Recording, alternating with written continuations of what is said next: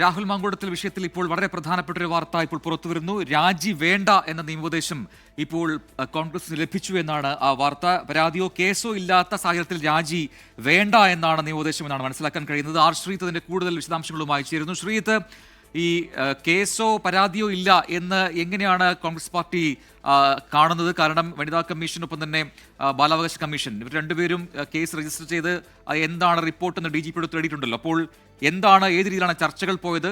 നമുക്ക് ലഭിക്കുന്ന ഒടുവിലത്തെ വിവരങ്ങൾ എന്താണ്? മൂന്ന് അഭിഭാഷകരിൽ നിന്നാണ് KPCC കോൺഗ്രസ് നേതൃത്വം ഈ രാഹുൽ മാങ്കൂട്ടത്തിലെ രാജിക്കാര്യത്തിൽ നിയമോപദേശം നേടിയത്. അതിൽ ആദ്യത്തെ ആളിൽ നിന്നുള്ള ഉപദേശമാണ് KPCCക്ക് ലഭിച്ചിരിക്കുന്നത്. ഈ ഉപദേശം രാഹുൽ മാങ്കൂട്ടത്തിൽ രാജിവെക്കേണ്ടതില്ല എന്ന നിലയ്ക്കുള്ളതാണ്.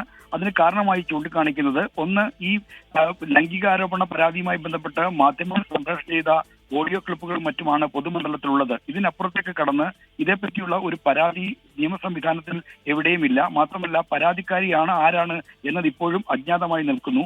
ഇങ്ങനെയുള്ള ഒരു സാഹചര്യത്തിൽ, ഒരു FIR പോലും ഇല്ലാത്ത സാഹചര്യത്തിൽ രാഹുൽ മാങ്കൂട്ടത്തിൽ രാജിവെക്കുന്നത് എന്തിന് എന്ന ചോദ്യമാണ് നിയമോപദേശത്തിൽ തന്നെ വ്യക്തമാക്കുന്നത്. ഇതേ അഭിപ്രായം കോൺഗ്രസ് നേതൃത്വത്തിലെ പല ആളുകൾക്കുമുണ്ട്.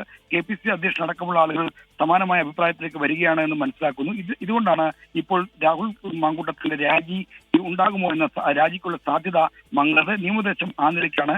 ഇതോടൊപ്പം തന്നെ ഉപതെരഞ്ഞെടുപ്പ് നടക്കാനുള്ള സാധ്യത തള്ളിക്കളയാനാവില്ല എന്ന കാര്യം ചൂണ്ടിക്കാണിക്കുന്നുണ്ട്. സാധാരണ ഒരു കൊല്ലത്തിൽ താഴെയാണ് സമയമെങ്കിൽ ഉപതെരഞ്ഞെടുപ്പ് നടക്കാറില്ല.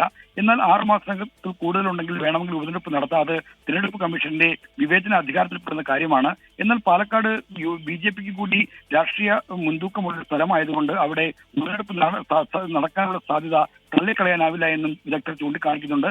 ഈ കാര്യത്തിൽ ഇപ്പോൾ ശ്രീത്ത് സൂചിപ്പിച്ചതുപോലെ 3 നിയമ വിദഗ്ധരോടാണ് ഇത്തരത്തിൽ ഈ കാര്യങ്ങളുമായി ബന്ധപ്പെട്ടൊരു നിയമോപദേശം തേടിയത് പാർട്ടി. പക്ഷെ അതിലിപ്പോൾ ഒരാളുടെ മാത്രം അഭിപ്രായമാണ് ലഭിച്ചിരിക്കുന്നത്. അപ്പോൾ രാജി വേണ്ട എന്ന ഈ രീതിയിലുള്ളൊരു തീരുമാനം, അത് അന്തിമ തീരുമാനമാണെന്ന് പറയാറായോ?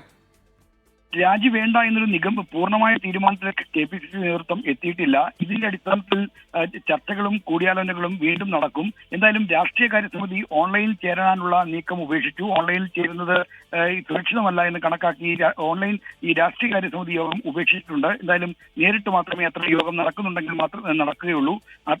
എന്നാൽ അല്ലാതെയുള്ള കൂടിയാലോചനകളാണ് നടക്കുന്നത്.